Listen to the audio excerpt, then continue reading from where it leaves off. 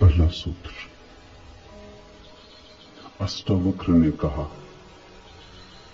तू सब का एक दृष्टा है और सदा सचमुच मुक्त है। तेरा बंधन तो यही है कि तू अपने को छोड़ दूसरे को दृष्टा देखता है। यह सूत्र अत्यंत बहुमूल्य है।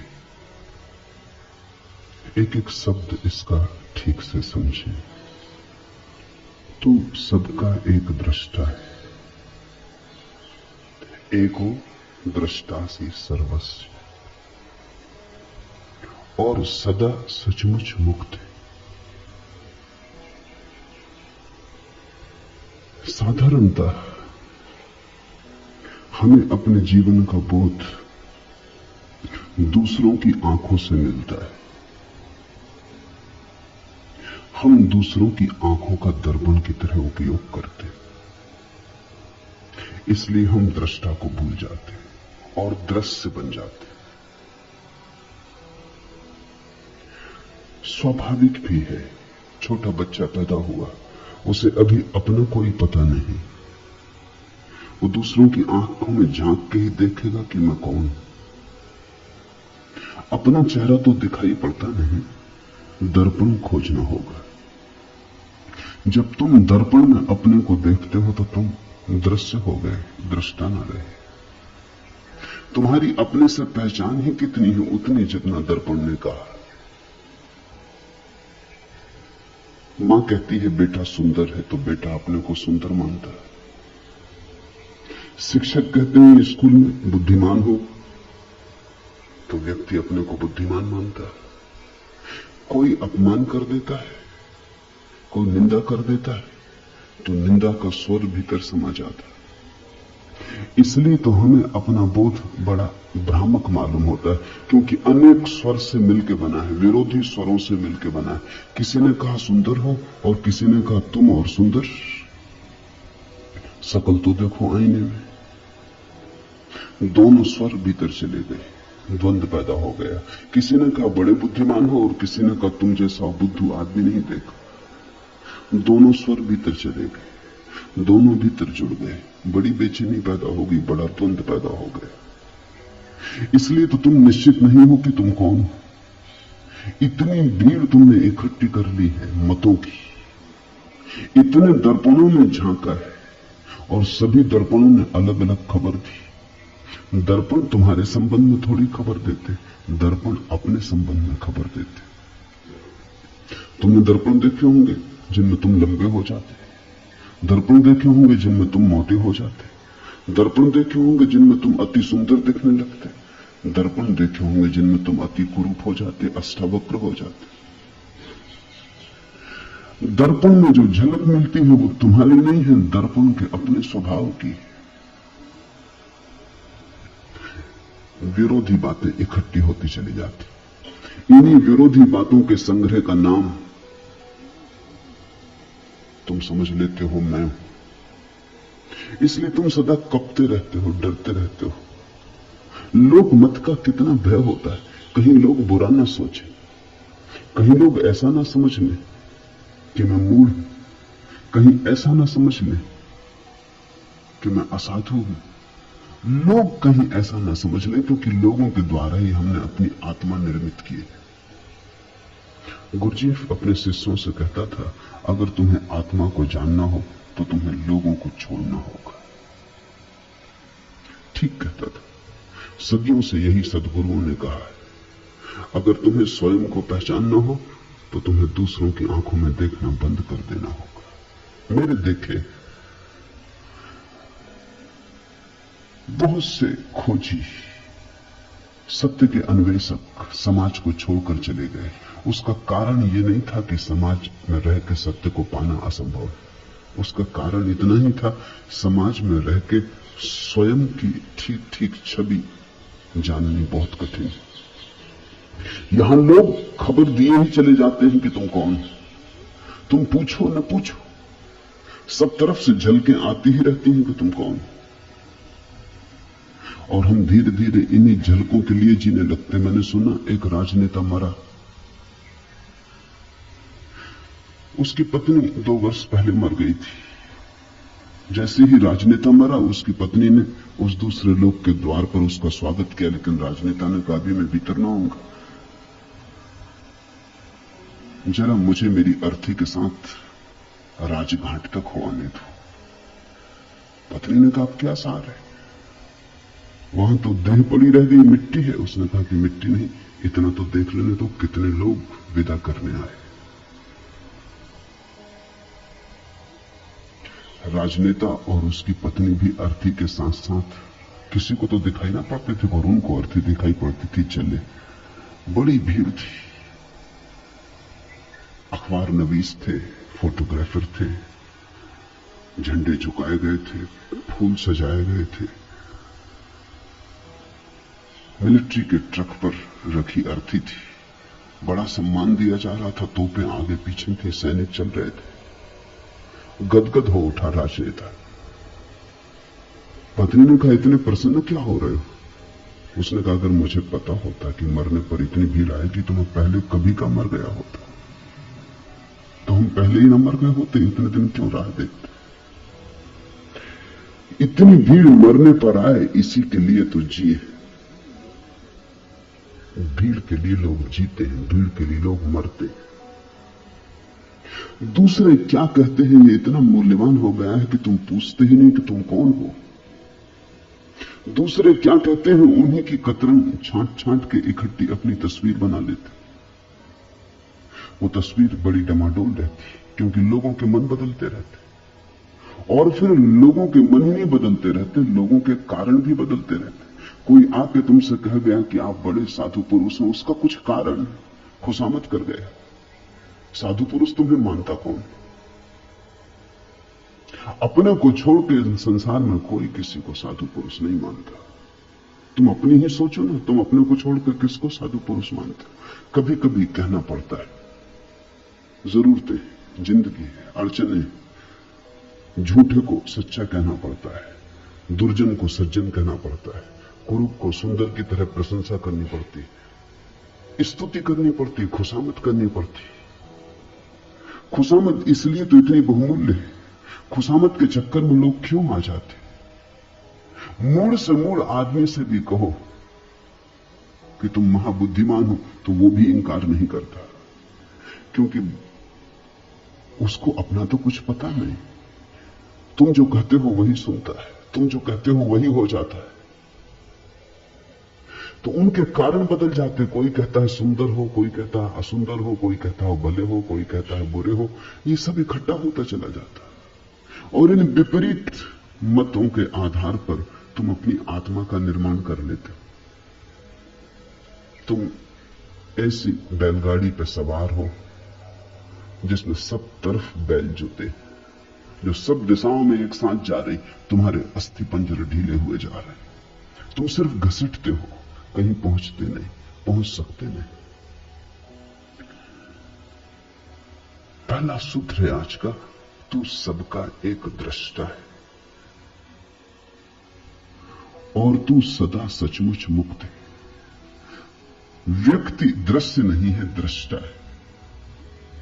दुनिया में 3 तरह के व्यक्ति हैं। वे जो दृश्य बन गए, वे सबसे ज्यादा अंधेरे में। दूसरे वे जो दर्शक बन गए, वे पहले से थोड़े ठीक है, लेकिन कुछ बहुत ज्यादा अंतर नहीं। तीसरे वे जो दृष्टा बन गए। तीनों को अलग अलग समझ लेना जरूरी है। जब तुम दृश्य बन जाते हो तो तुम वस्तु हो गए, तुमने आत्मा खो दी। इसलिए राजनेता में आत्मा को पाना मुश्किल है, अभिनेता में आत्मा को पाना मुश्किल है। वो दृश्य बन गया है, वो दृश्य बनने के लिए ही जीता है। उसकी सारी कोशिश ये है कि मैं लोगों को भला कैसे लगूं, सुंदर कैसे लगूं, श्रेष्ठ कैसे लगूं। श्रेष्ठ होने की चेष्टा नहीं है, श्रेष्ठ लगने की चेष्टा है। कैसे श्रेष्ठ दिखाई पड़ूं। तो जो दृश्य बन रहा है वो पाखंडी हो जाता है। वो ऊपर से मुखौटे ओढ़ लेता है, ऊपर से सब आयोजन कर लेता है, भीतर सड़ता जाता है। फिर दूसरे वे लोग हैं जो दर्शक बन गए, उनकी बड़ी भीड़। स्वभावतः पहले तरह के लोगों के लिए दूसरे तरह के लोगों की जरूरत नहीं, तो दृश्य बनेंगे लोग कैसे? कोई राजनेता बन जाता है, फिर ताली बजाने वाली भीड़ मिल जाती, तो दोनों में बड़ा मेल बैठ जाता है। नेता हो तो अनुयायी भी चाहिए, कोई नाच रहा हो तो दर्शक भी चाहिए, कोई गीत गा रहा हो तो सुनने वाले भी चाहिए। तो कोई दृश्य बनने में लगा है, कुछ दर्शक बनकर रह गए, दर्शकों की बड़ी भीड़। पश्चिम के मनोवैज्ञानिक बड़े चिंतित हैं, क्योंकि लोग बिल्कुल ही दर्शक होकर रह गए। फिल्म दिखाते हैं, रेडियो खोल लेते हैं, टेलीविजन के सामने बैठ जाते हैं घंटों। अमेरिका में करीब करीब औसत आदमी 6 घंटे रोज टेलीविजन देख रहा है।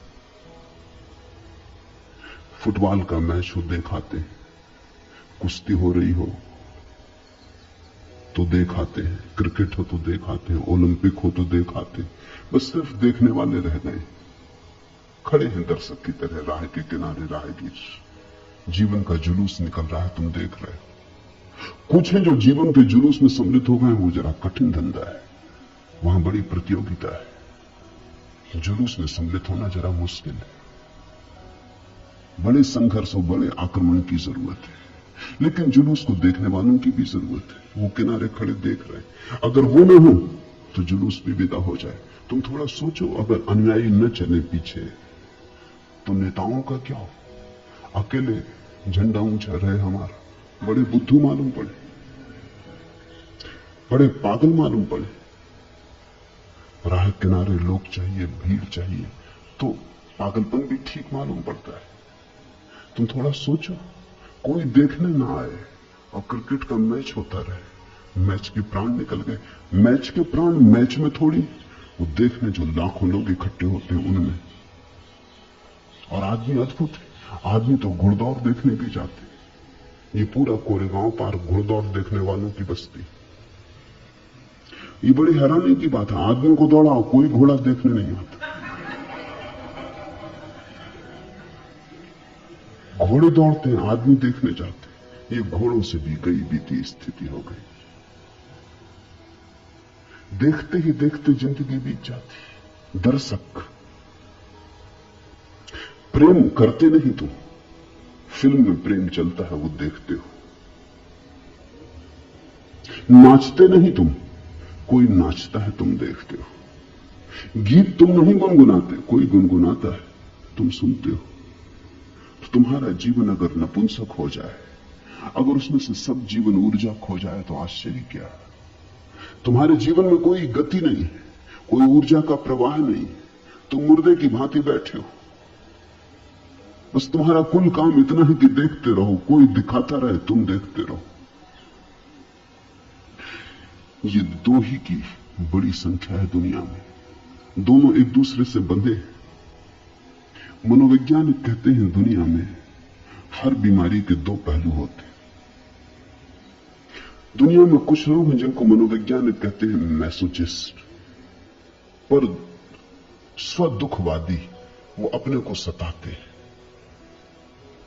और दुनिया में दूसरा एक वर्ग है जिसको मनोवैज्ञानिक कहते हैं सैडिस्ट, पर दुखवादी, दूसरे को सताते।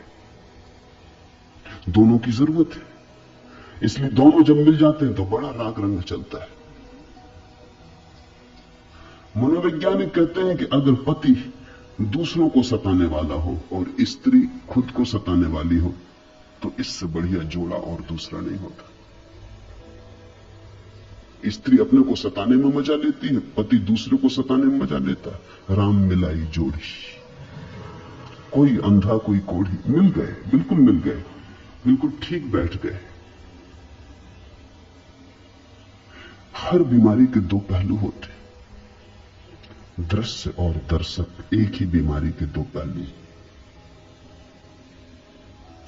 स्त्रियां आमतौर से दृश्य बनना पसंद करती, पुरुष आमतौर से दर्शक बनना पसंद करते। मनोवैज्ञानिकों की भाषा में स्त्रियों को वो कहते हैं एग्जिबिशनिस्ट, नुमाइशी। उनका सारा रस नुमाइश बनने में, मुल्ला नसरुद्दीन मक्खियां मार रहा था, बहुत मक्खियां हो गई, तो पत्नी ने कहा इनको हटाओ। आईने के पास मक्खियां मार रहा था, बोला कि एक जोड़ा, दो मादाएं बैठी। पत्नी ने कहा, हाथ धोगे, तुमने पता कैसे चलाया कि नर है कि मादाएं? उन्होंने कहा, घंटे भर से आईने पे बैठी हैं, मादाएं होनी चाहिए। नर को आईने के पास क्या करना? स्त्रियां आईने से छूट ही नहीं पाती। आईना मिल जाए तो चुंबक की तरह खींच लेता है। सारी जिंदगी आईने के सामने बीत रही, कपड़ों में, वस्त्रों में, सजावट में, श्रृंगार में। और बड़ी हैरानी की बात है, इतने सज धज के निकलते हैं, फिर कोई धक्का दे तो नाराज होती, कोई धक्का ना दे तो भी दुखी होंगी, क्योंकि धक्का देने के लिए इतना सज धजने का इंसान था, नहीं तो प्रयोजन क्या था? पति के सामने स्त्रियां नहीं सजती, पति के सामने तो वो भैरवी बनी बैठे, क्योंकि वहां धक्का मुक्का समाप्त हो चुका है। लेकिन घर के बाहर जाएं तो बड़ी तैयारी करते हैं, वहां दर्शक मिलेंगे, वहां दृश्य बनना है। मनुष्य को, पुरुष को मनोवैज्ञानिक कहते हैं वोयूर। उसकी सारी नजर देखने में, उसका रस देखने में। स्त्रियों को देखने में रस नहीं, दिखाने में रस। इसलिए तो स्त्री पुरुषों का जोड़ा बैठ जाता, बीमारी के दो पहलू बिल्कुल एक साथ बैठ जाते। और ये दोनों ही अवस्थाएं रुग्ण हैं। अष्टावक्र कहते हैं मनुष्य का स्वभाव दृष्टा का है, न तो दृश्य बनना है और न दर्शक। अब कभी तुम ये भूल मत कर लेना, कई बार मैंने देखा है कुछ लोग ये भूल कर लेते हैं, वो समझते हैं दर्शक हो गए तो दृष्टा हो गए। इन दोनों शब्दों में बड़ा बुनियादी फर्क है। भाषा कोश में शायद फर्क ना हो, वहां दर्शक और दृष्टा का एक ही अर्थ होगा, लेकिन जीवन के कोश में बड़ा फर्क है। दर्शक का अर्थ है दृष्टि दूसरे पर है, और दृष्टा का अर्थ है दृष्टि अपने पर है। दृष्टि देखने वाले पर है तो दृष्टा, और दृष्टि दृश्य पर है तो दर्शक। बड़ा क्रांतिकारी भेद है, बड़ा बुनियादी भेद है। जब तुम्हारी नजर दृश्य पर अटक जाती है और तुम अपने को भूल जाते हो तो दर्शक। जब तुम्हारी दृष्टि से सब दृश्य विदा हो जाते हैं, तुम ही तुम रह जाते हो, जागरण मात्र रह जाता, होश मात्र रह जाता, तो दृष्टा। तो दर्शक तो तुम तब हो जब तुम बिल्कुल विस्मृत हो गए, तुम अपने को भूल ही गए, नजर लग गई। वहां सिनेमा हॉल में बैठे हो, 3 घंटे के लिए अपने को भूल जाते हो, याद ही नहीं रहती कि तुम कौन हो। दुख सुख चिंताएं सब भूल जाती, इसलिए तो भीड़ वहां पहुंचती। जिंदगी में बड़ा दुख है, चिंता है, परेशानी, कहीं चाहिए भूलने का उपाय। लोग बिल्कुल एकाग्र चित्त हो जाते, बस ध्यान उनका लगता ही फिल्म में। वहां देखते हैं पर्दे पे कुछ भी नहीं है, छायाएं डोल रही, मगर लोग बिल्कुल एकाग्र चित्त है। बीमारी भूल जाती, चिंता भूल जाती, बुढ़ापा भूल जाता, मौत भी आती हो तो भूल जाती। लेकिन दृष्टा नहीं हो गए हो तुम फिल्म में बैठ के, दर्शक हो गए, भूल ही गए अपने को। स्मरण ही न रहा कि मैं कौन हूं। ये जो देखने की ऊर्जा है भीतर, इसकी तो स्मृति ही खो गई। बस सामने दृश्य है, उसी पर अटक गए, उसी में सब भांति डूब गए। दर्शक होना एक तरह का आत्मविस्मरण, और दृष्टा होने का अर्थ है सब दृश्य विदा हो गए, पर्दा खाली हो गया, अब कोई फिल्म नहीं चलती वहां, न कोई विचार रहे, न कोई शब्द रहे, पर्दा बिल्कुल शून्य हो गया, कोरा और शुभ्र सफेद। देखने को कुछ भी ना बचा, सिर्फ देखने वाला बचा। और अब देखने वाले में डुबकी लगी तो दृष्टा। दृश्य और दर्शक, मनुष्यता इनमें बटी। कभी कभी कोई दृष्टा होता है, कोई अष्टावक्र, कोई कृष्ण, कोई महावीर, कोई बुद्ध। कभी कभी कोई जागता और दृष्टा होता है। तू सबका एक दृष्टा है। और इस सूत्र की खूबियां ये हैं कि जैसे ही तुम दृष्टा हुए, तुम्हें पता चलता है दृष्टा तो एक ही है संसार में, बहुत नहीं। दृश्य बहुत है, दर्शक बहुत है। अनेकता का अस्तित्व ही दृश्य और दर्शक के बीच है। वो झूठ का जाल है। दृष्टा तो एक ही है। ऐसा समझो कि चांद निकला, पूर्णिमा का चांद निकला, नदी पोखर में, तालाब सरोवर में, सागर में, सरिताओं में, सब जगह प्रतिबिंब बने। अगर तुम पृथ्वी पर घूमो और सारे प्रतिबिंबों का अंकन करो तो करोड़ों अरबों खरबों प्रतिबिंब मिलेंगे, लेकिन चांद एक है, प्रतिबिंब अनेक है। दृष्टा एक है, दृश्य अनेक है, दर्शक अनेक है। वो सिर्फ प्रतिबिंब है, वो छायाएं। तो जैसे ही कोई व्यक्ति दृश्य और दर्शक से मुक्त होता है, न तो दिखाने की इच्छा रही कि कोई देखे, न देखने की इच्छा रही। देखने और दिखाने का जाल छूटा, वो रस न रहा, तो वैराग्य। अब कोई इच्छा नहीं होती कोई देखे और कहे कि सुंदर हो, सज्जन हो, संत हो, साधु हो। अगर इतनी भी इच्छा भीतर रह गई कि लोग तुम्हें साधु समझें, तो अभी तुम पुराने जाल में पड़े हो। अगर इतनी भी आकांक्षा रह गई मन में कि लोग तुम्हें संत पुरुष समझे, तो तुम अभी पुराने जाल में पड़े हो। अभी संसार नहीं छूटा। संसार ने नया रूप लिया, नया ढंग पकड़ा, लेकिन यात्रा पुरानी ही जारी है, सातत्य पुराना ही जारी। क्या करोगे देखकर? खूब देखा, क्या पाया? क्या करोगे दिखाकर? कौन है यहां जिसको दिखा के कुछ मिलेगा? इन दोनों से पार हटकर, द्वंद्व से हटकर जो दृष्टा में डूबता है, तो पाता है कि एक ही है। ये पूर्णिमा का चांद तो एक ही है। ये सरोवरों, पोखरों, तालाबों, सागरों में अलग अलग दिखाई पड़ता था। अलग अलग दर्पण थे, इसलिए दिखाई पड़ता था। मैंने सुना है एक राजमहल था, सम्राट ने महल बनाया था सिर्फ दर्पणों से। दर्पण ही दर्पण थे अंदर, कांच महल था। एक कुत्ता, सम्राट का खुद का कुत्ता, रात बंद हो गया, भूल से अंदर रह गया। उस कुत्ते की अवस्था तुम समझ सकते हो क्या हुई होगी। वही आदमी की अवस्था है। उसने चारों तरफ देखा, कुत्ते ही कुत्ते थे। हर दर्पण में कुत्ता था। वो घबरा गया, वो भौंका। जब आदमी भयभीत होता है तो दूसरे को भयभीत करना चाहता है। शायद दूसरा भयभीत हो जाए तो अपना भय कम हो जाए। वो भौंका, लेकिन स्वभाव तो वहां तो दर्पण ही थे। दर्पण दर्पण से कुत्ते भौंके, आवाज उसी पर लौट आई, अपनी ही प्रतिध्वनि थी। और रात भर भौंकता रहा और बांकता और दर्पणों से जूझता लहूलुहान हो गया। वहां कोई भी न था, अकेला था। सुबह मरा हुआ पाया गया। सारे भवन में खून के चिन्ह थे। उसकी कथा आदमी की कथा है। यहां दूसरा नहीं, यहां अन्य है ही नहीं। जो है अनन्य है। यहां एक है, लेकिन उस एक को जब तक तुम भीतर से न पकड़ लोगे ख्याल में ना आएगा। तू सबका एक दृष्टा है और सदा सचमुच मुक्त है। अष्टावक्र कहते हैं सचमुच मुक्त है। इसे कल्पना मत समझना। आदमी बहुत अद्भुत है। आदमी सोचता है कि संसार तो सत्य है और ये सत्य की बातें सब कल्पना है। दुख तो सत्य मानता है, सुख की कोई किरण उतरे तो मानता है कोई सपना है, कोई धोखा है।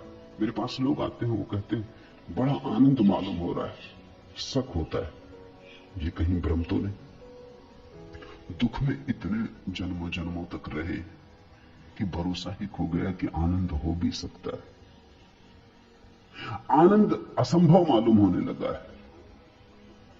रोने का अभ्यास ऐसा हो गया है, दुख का ऐसा अभ्यास हो गया है, कांटों से ऐसी पहचान हो गई कि फूल अगर दिखाई भी पड़े तो भरोसा नहीं आता, लगता है सपना है, आकाश कुसुम, होगा नहीं, हो नहीं सकता। इसलिए अष्टावक्र कहते हैं सचमुच मुक्त है, व्यक्ति बंधा नहीं। बंधन असंभव है, क्योंकि केवल परमात्मा है, केवल एक है। न तो बांधने को कुछ है, न बंधने को कुछ है। तू सदा सचमुच मुक्त है। इसलिए अष्टावक्र जैसे व्यक्ति कहते हैं कि इसी क्षण चाहे तो मुक्त हो सकता है, क्योंकि मुक्त है ही। मुक्ति में कोई बाधा नहीं, बंधन कभी पड़ा नहीं, बंधन केवल माना हुआ है। तेरा बंधन तो यही है कि तू अपने को छोड़ दूसरे को दृष्टा देखता है। एको दृष्टासी सर्वस्य, मुक्त प्रायो असि सर्वदा, अयमेव ही ते बंधो दृष्टारम पश्य सीतरम। एक ही बंधन है कि तू अपने को छोड़ दूसरे को दृष्टा देखता है, और एक ही मुक्ति है कि तू अपने को दृष्टा जान ले। तो इस प्रयोग को थोड़ा करना शुरू करें। देखते हैं, वृक्ष के पास बैठे, वृक्ष दिखाई पड़ रहा है, तो धीरे धीरे वृक्ष को देखते देखते उसको देखना शुरू करें जो वृक्ष को देख रहा है। जरा से हेरफेर की बात है। साधारणतः चेतना का तीर वृक्ष की तरफ जा रहा है, इस तीर को दोनों तरफ जाने दें, इसका फल दोनों तरफ कर लें। वृक्ष को भी देखें और साथ ही चेष्टा करें उसको भी देखने की जो देख रहा है। देखने वाले को न भूलें, देखने वाले को पकड़ पकड़ लें। बार बार भूलेगा, पुरानी आदत है, जन्मों की आदत है, भूलेगा, लेकिन बार बार देखने वाले को पकड़ लें। जैसे जैसे देखने वाला पकड़ में आने लगेगा, कभी कभी क्षण भर को ही आएगा, लेकिन क्षण भर को ही पाएंगे एक अपूर्व शांति का उदय हुआ, एक आशीष बरसा, एक सौभाग्य की किरण उतरी। एक क्षण को भी अगर ऐसा होगा तो एक क्षण को भी मुक्ति का आनंद मिलेगा, और वो आनंद तुम्हारे जीवन के स्वाद को और जीवन की धारा को बदल देगा। शब्द नहीं बदलेंगे तुम्हारे जीवन की धारा को, शास्त्र नहीं बदलेंगे, अनुभव बदलेगा, स्वाद बदलेगा। यहां मुझे सुन रहे हैं, दो तरह से सुना जा सकता है। सुनते वक्त मैं जो बोल रहा हूं, अगर उस पर ही ध्यान रहे और तुम अपने को भूल जाओ, तो फिर तुम दृष्टा न रहे, श्रोता न रहे, श्रावक न रहे। तुम्हारा ध्यान मुझ पे अटक गया तो तुम दर्शक हो गए। आंख से ही दर्शक नहीं हुआ जाता, कान से भी दर्शक हुआ जाता है। जब भी ध्यान ऑब्जेक्ट पर, विषय पर अटक जाए तो तुम दर्शक हो गए। सुनते वक्त सुनो मुझे, साथ में उसको भी देखते रहो, पकड़ते रहो, टटोलते रहो जो सुन रहा है। निश्चित ही तुम सुन रहे हो, मैं बोल रहा हूं। बोलने वाले पर ही नजर न रहे, सुनने वाले को भी पकड़ते रहो, बीच बीच में उसको ख्याल लेते रहो। धीरे धीरे तुम पाओगे कि जिस घड़ी में तुमने सुनने वाले को पकड़ा, उसी घड़ी में तुमने मुझे सुना, से सब व्यर्थ गया। जब तुम सुनने वाले को पकड़ के सुनोगे, तब जो मैं कह रहा हूं वही तुम्हें सुनाई पड़ेगा। और अगर तुमने सुनने वाले को नहीं पकड़ा है तो तुम न मालूम क्या क्या सुन लोगे जो मैंने ना तो कहा ना अष्टावक्र ने कहा। तब तुम्हारा मन बहुत से जान बुन लेगा। तुम बेहोश, बेहोशी में तुम कैसे होश की बातें समझ सकते हो? ये बातें होश की हैं, ये बातें किसी और दुनिया की हैं। तुमने अगर नींद में सुना तो तुम इन बातों के आसपास अपने सपने गूंथ लोगे, तुम इन बातों का रंग खराब कर लोगे, तुम इनको पोत लोगे, तुम अपने ढंग से इनका अर्थ निकाल लोगे, तुम इनकी व्याख्या कर लोगे। तुम्हारी व्याख्या में ही ये अद्भुत वचन मुर्दा हो जाएंगे। तुम्हारे हाथ लाश लगेगी अष्टावक्र की, जीवित अष्टावक्र से तुम चूक जाओगे। क्योंकि जीवित अष्टावक्र को पकड़ने के लिए तो तुम्हें अपने दृष्टा को पकड़ना होगा। वहां है जीवित अष्टावक्र। इसे ख्याल में लो। सुनते हो मुझे, सुनते सुनते उसको भी सुनने लगो जो सुन रहा है। तीर दोहरा हो जाए, मेरी तरफ हो तुम्हारी तरफ भी हो। अगर मैं भूल जाऊं तो कोई हर्जा नहीं, लेकिन तुम नहीं भूलने चाहिए। और एक ऐसी घड़ी आती है जब ना तो तुम रह जाते न मैं रह जाता। एक ऐसी परम शांति की घड़ी आती है जब दो नहीं रह जाते, एक ही बचता है। तुम ही बोल रहे हो, तुम ही सुन रहे हो, तुम ही देख रहे हो, तुम ही दिखाई पड़ रहे हो। उस घड़ी के लिए ही इशारा अष्टावक्र कर रहे हैं कि वो एक है दृष्टा और सदा सचमुच मुक्त है। बंधन स्वप्न जैसा है। आज रात तुम पूना में सोओगे, लेकिन नींद में तुम कलकत्ते में हो सकते हो, दिल्ली में हो सकते हो, काठमांडू में हो सकते हो, कहीं भी हो सकते हो। सुबह जाग के फिर तुम अपने को पूना में पाओगे। सपने में अगर काठमांडू चले गए तो लौटने के लिए कोई हवाई जहाज से यात्रा नहीं करनी पड़ेगी, ना ट्रेन पकड़नी पड़ेगी, न पैदल यात्रा करनी पड़ेगी। यात्रा करनी ही नहीं पड़ेगी। सुबह आंख खुलेगी और तुम पाओगे कि पूना में हो। सुबह तुम पाओगे तुम कहीं गए ही नहीं, सपने में गए थे। सपने में जाना कोई जाना है। बंधन तो एक ही है तेरा कि तू अपने को छोड़ दूसरे को दृष्टा देखता है। एक ही बंधन है कि हमें अपना होश नहीं, अपने दृष्टा का होश नहीं। एक तो ये अर्थ है इस सूत्र का, एक और भी अर्थ है, वो भी ख्याल में ले लेना चाहिए। साधारणतः अष्टावक्र के ऊपर जिन्होंने भी कुछ लिखा है उन्होंने दूसरा ही अर्थ किया है, इसलिए वो दूसरा अर्थ भी समझ लेना जरूरी है। वो दूसरा अर्थ भी ठीक है, दोनों अर्थ साथ साथ ठीक है। तेरा बंधन तो यही है कि तू अपने को छोड़ दूसरे को दृष्टा देखता है। तुम मुझे सुन रहे हो, तुम सोचते हो कान सुन रहा है, तुम मुझे देख रहे हो, तुम सोचते हो आंख देख रही। आंख क्या देखेगी? आंख को दृष्टा समझ रहे हो तो भूल हो गई। देखने वाला तो आंख के पीछे, सुनने वाला तो कान के पीछे। तुम मेरे हाथ को छुओ तो तुम सोचोगे तुम्हारे हाथ ने मेरे हाथ को छुआ, गलती हो रही। छूने वाला तो हाथ के भीतर छिपा है, हाथ क्या छुएगा? कल मर जाओगे, लाश पड़ी रह जाएगी, लोग हाथ पकड़े बैठे रहेंगे, कुछ भी ना छुएगा। लाश पड़ी रह जाएगी, आंख खुली पड़ी रहेगी, सब दिखाई पड़ेगा और कुछ भी दिखाई ना पड़ेगा। लाश पड़ी रह जाएगी, संगीत होगा, बैंड बाजे बजेंगे, कान पर चोट भी लगेगी, झंकार भी आएगी, लेकिन कुछ भी सुनाई ना पड़ेगा। जिसे सुनाई पड़ता था, जिसे दिखाई पड़ता था, जिसे स्पर्श होता था, स्वाद होता था, वो जा चुका। इंद्रियां नहीं अनुभव लाती, इंद्रियों के पीछे छिपा हुआ कोई। तो दूसरा अर्थ इस सूत्र का है कि तुम अपने को ही दृष्टा जानना, शरीर को मत जान लेना, आंख को, कान को, इंद्रियों को मत जान लेना, भीतर की चेतना को ही दृष्टा जानना।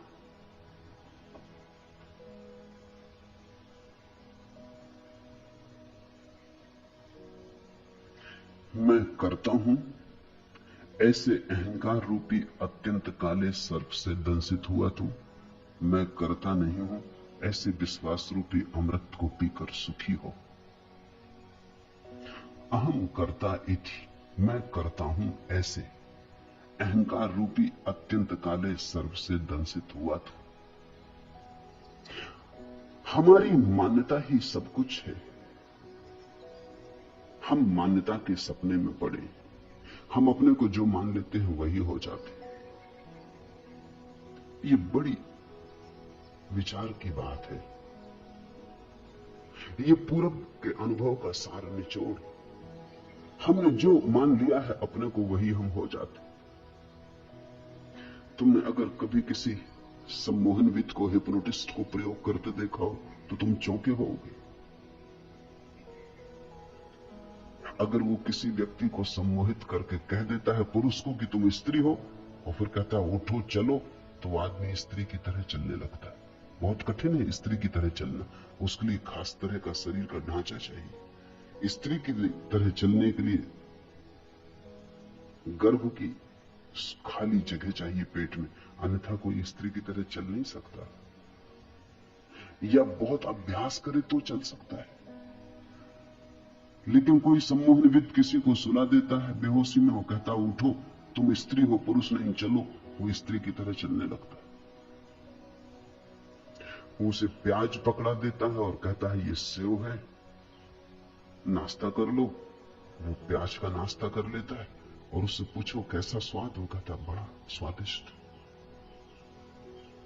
उसे पता भी नहीं चलता कि ये प्याज है, उसे बास भी नहीं आती। सम्मोहनविदों ने अनुभव किया है, और अब तो ये वैज्ञानिक तथ्य है, इस पर बहुत प्रयोग हुए हैं। मूर्छित सम्मोहन में मूर्छित व्यक्ति के हाथ में उठा के एक साधारण कंकड़ रख दो और कह दो अंगारा रख दिया है, वो झटक के फेंक देता है, चीख मारता है कि जल गया।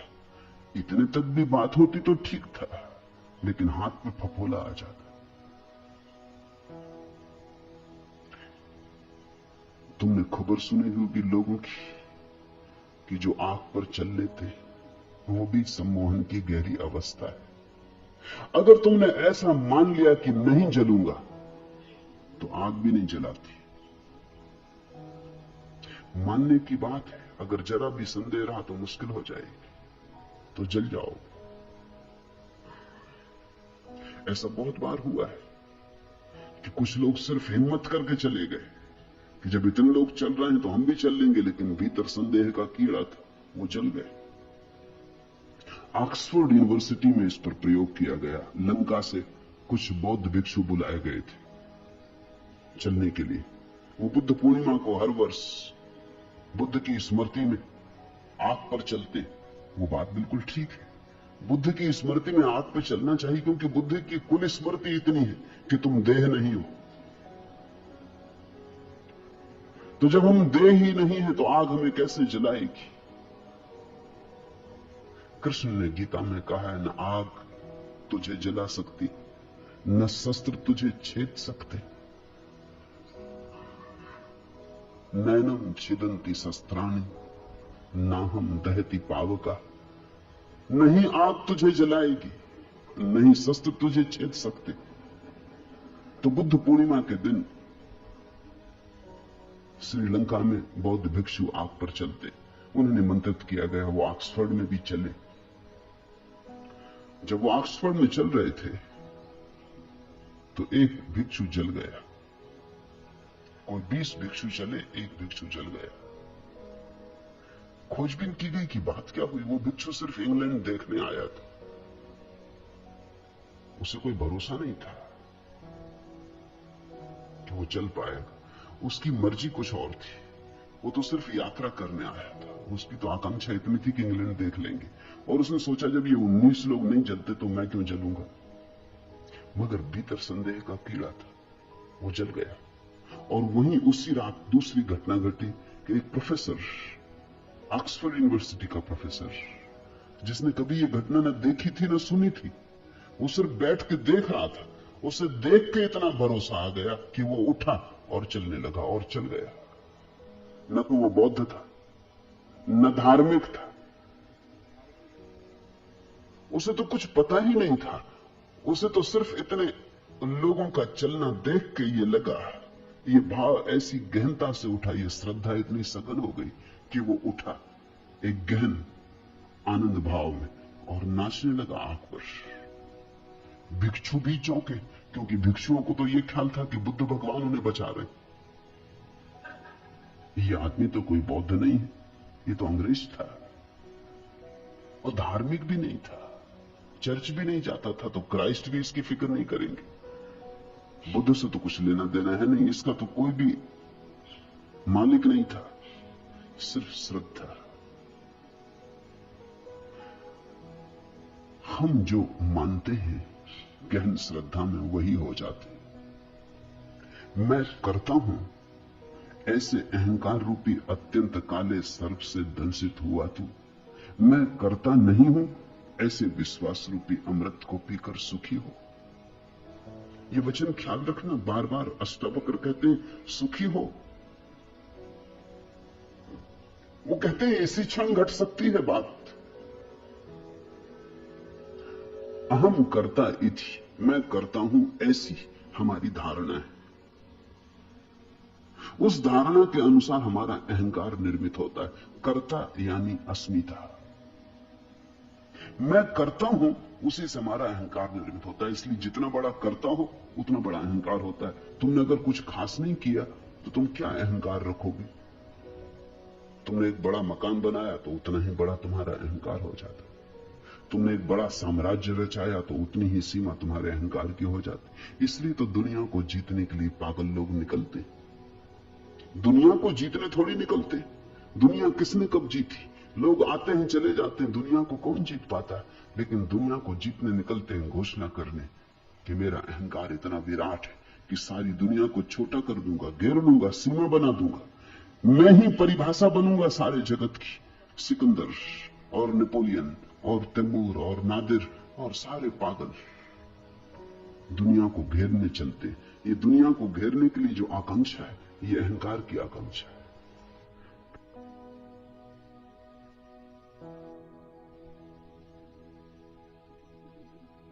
किसी को तुमने देखा मंत्री हो गया या मुख्यमंत्री हो गया, तब उसकी चाल देखी, फिर पद पर नहीं रहा तब उसको देखा, ऐसी खराब हालत हो जाती पद से उतर के। आदमी वही है, बल खो जाता है। वो जो अहंकार का विष था, जो गति दे रहा था, नशा दे रहा था, वो चाल में जो मस्ती आ गई थी, सिर ऊंचा उठ गया था, रीढ़ सीधी हो गई थी, वो सब खो जाता। क्या हो गया? एक क्षण पहले इतना बल मालूम होता था, एक क्षण बाद ऐसा निर्बल हो गया। राजनीतिक पदों से उतर के ज्यादा दिन जिंदा नहीं रहते। राजनीतिक जब तक जीतते हैं तब तक बलशाली रहते हैं, जैसे ही हारने लगते हैं वैसे ही बल खो जाता। मनोवैज्ञानिक कहते हैं कि लोग रिटायर होकर जल्दी मर जाते। 10 साल का फर्क पड़ता है, थोड़ा बहुत फर्क नहीं। जो आदमी 80 साल जीता, वो जब 60 साल में रिटायर हो जाता तो 70 में मर जाता है। वो 80 साल जी सकता था, कोई और कारण न था मरने का, लेकिन मरने का एक कारण मिल गया कि जब तुम कलेक्टर थे, कमिश्नर थे, पुलिस इंस्पेक्टर थे या कांस्टेबल ही सही, स्कूल के मास्टर ही सही।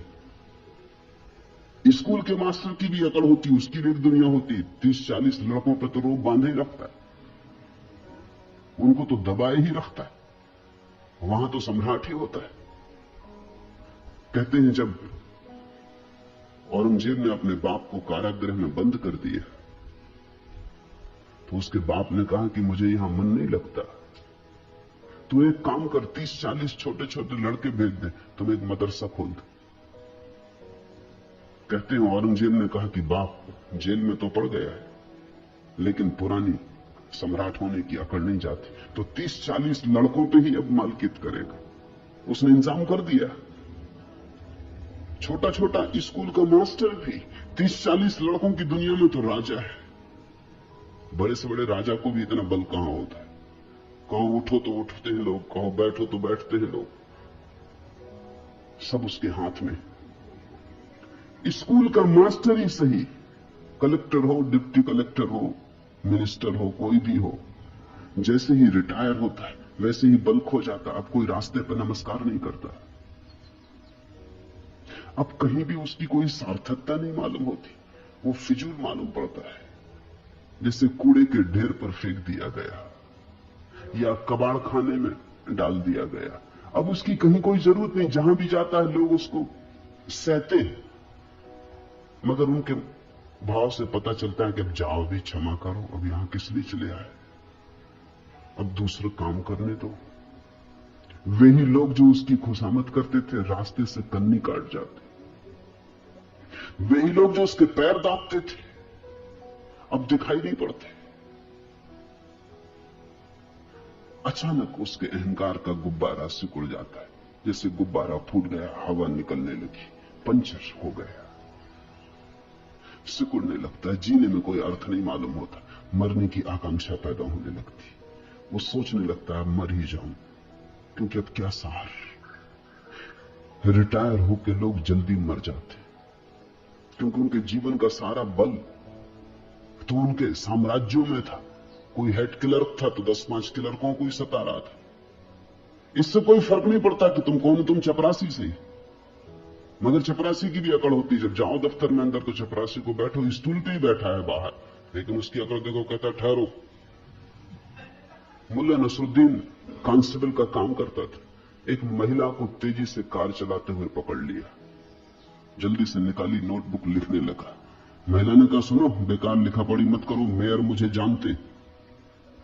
मगर वो लिखते ही रहा। महिला ने कहा कि सुनते हो कि नहीं, चीफ मिनिस्टर भी मुझे जानते। मगर वो लिखते ही रहा। आखिर महिला ने आखिरी दांव मारा, उसने कहा, सुनते हो कि नहीं, इंदिरा गांधी भी मुझे जानती। मुल्ला ने कहा, बकवास बंद करो, मुल्ला नसरुद्दीन तुम्हें जानता है। उस महिला ने कहा, कौन मुल्ला नसरुद्दीन, मतलब? उसने कहा, मेरा नाम मुल्ला नसरुद्दीन। अगर मैं जानता हूं तो कुछ हो सकता है, बाकी कोई भी जानता रहे, भगवान भी तुम्हें जानता हो। ये रिपोर्ट लिखी जाएगी, ये मुकदमा चलेगा। हर आदमी की अपनी अकड़ है, कांस्टेबल की भी अपनी अकड़ है, उसकी भी अपनी दुनिया है, अपना राज्य, उसके भीतर फंसे कि वो सताएगा। अहंकार जीता है उस सीमा पर जो तुम कर सकते हो। इसलिए तुम देखना, अहंकारी आदमी हां कहने में बड़ी मजबूरी अनुभव करता है। तुम अपने में ही निरीक्षण करना। ये मैं कोई दूसरों को जांचने के लिए तुम्हें मापदंड नहीं दे रहा हूं, तुम अपना ही आत्मविश्लेषण करना। नहीं कहने में मजा आता है, क्योंकि नहीं कहने में बल मालूम पड़ता है। बेटा पूछता है मां से कि जरा बाहर खिलाऊं, वो कहता नहीं, अभी बाहर खेलने में कुछ हर्जा भी नहीं है। बाहर नहीं खेलेगा बेटा तो कहां खेलेगा? और मां भी जानती है कि जाएगा ही वो, थोड़ा शोरगुल मचाएगा, वो भी अपना बल दिखलाएगा, बलों की टक्कर होगी, थोड़ी राजनीति चलेगी, वो चीख पुकार मचाएगा, बर्तन पटकेगा, तब वो कहेगी अच्छा जा बाहर खेल। लेकिन वो जब कहेगी जा बाहर खेल, तब ठीक है, तब उसकी आज्ञा से जा रहा है।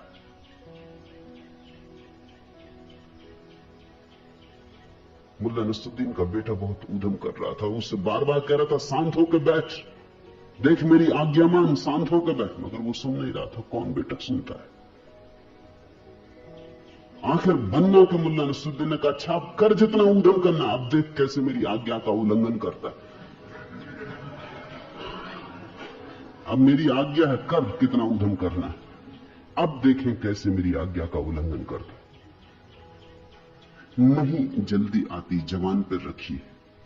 तुम जरा गौर करना, 100 में 90 मौकों पर जहां नहीं कहने की कोई भी जरूरत न थी, वहां भी तुम नहीं कहते हो। नहीं कहने का मौका तुम चूकते नहीं। नहीं कहने का मौका मिले तो झपट के लेते हो।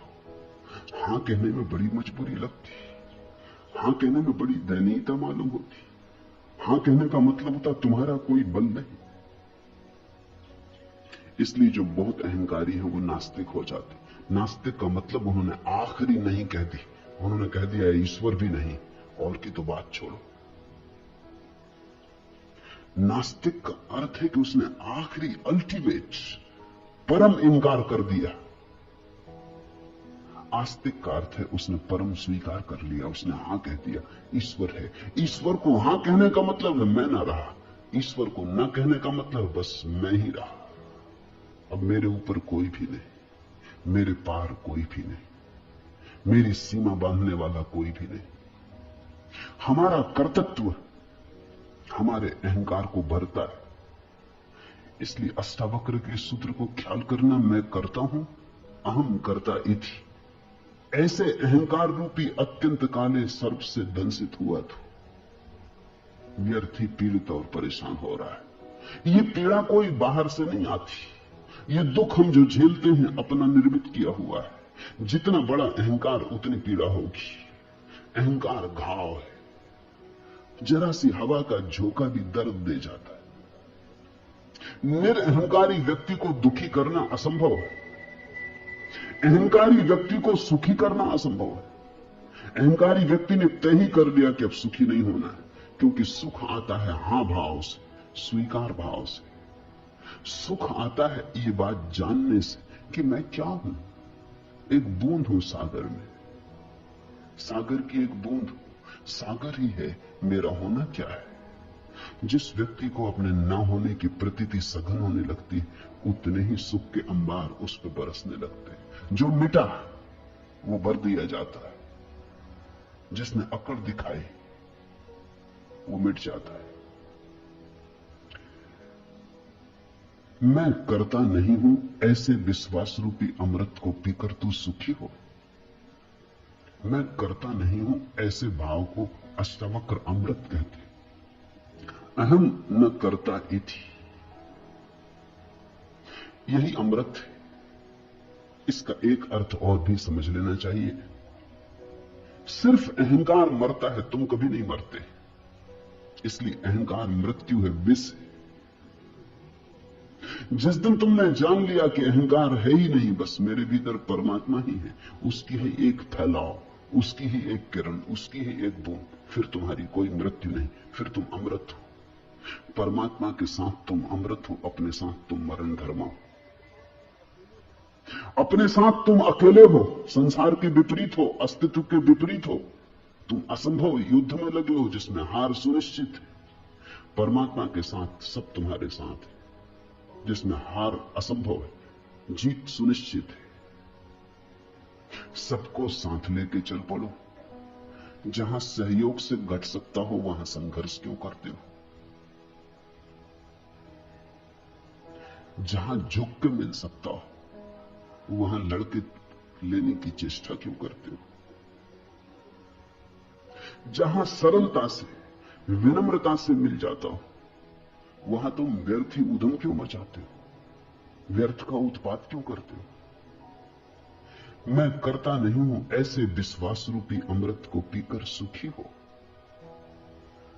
जनक ने पूछा है कैसे हम सुखी हो, कैसे सुख हो, कैसे मुक्ति मिले। कोई विधि नहीं बता रहे। अष्टावक्र वो नहीं कह रहे हैं कि साधो इस तरह, वो कहते हैं देखो इस तरह, दृष्टि ऐसी हो। बस ये सारा दृष्टि का ही उपद्रव है। दुखी हो तो गलत दृष्टि आधार है, सुखी होना है तो ठीक दृष्टि। विश्वास रूपी अमृत को पीकर सुखी हो, इसमें विश्वास की भी परिभाषा समझने जैसी है। अविश्वास का अर्थ होता है तुम अपने को समग्र के साथ एक नहीं मानते, उसी से संदेह उठता है। अगर तुम समग्र के साथ अपने को एक मानते हो तो कैसा अविश्वास? जहां ले जाएगा अस्तित्व वही शुभ है। न हम अपनी मर्जी आए न अपनी मर्जी जाते, न तो हमें जन्म का कोई पता है क्यों जन्मे, न हमें मृत्यु का कोई पता है क्यों मरेंगे। न हमसे किसी ने पूछा जन्म के पहले कि जन्मना चाहते हो, न हमसे कोई मरने के पहले पूछेगा कि मरोगे, मरने की इच्छा है।